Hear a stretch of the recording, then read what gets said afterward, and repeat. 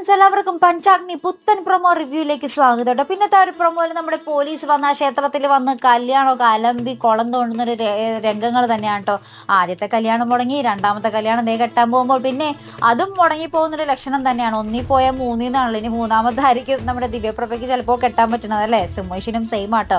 അപ്പോൾ എന്തായാലും നമ്മുടെ പോലീസ് വരുന്നുണ്ട്. നിങ്ങൾക്ക് വേണേൽ കല്യാണം നടത്താം, പക്ഷേ സ്വർണ്ണാഭരണങ്ങളൊക്കെ ഊരി തരേണ്ടി വരും, ഇത് തൊണ്ടി മുതലാണെന്ന് പറയുന്നുണ്ട്.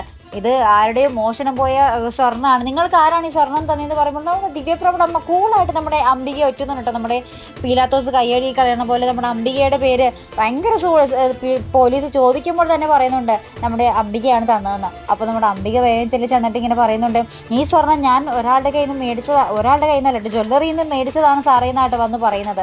അപ്പോഴത്തേക്കും പോലീസുകാരൻ ഇങ്ങനെ ചോദിക്കുന്നു, നിങ്ങളാരാ? അപ്പം ഞാൻ ചെറുക്കൻ്റെ അമ്മ. അപ്പോൾ ഇങ്ങനെ ചോദിക്കണം, നിങ്ങളുടെ പേരെന്താ? അംബിക.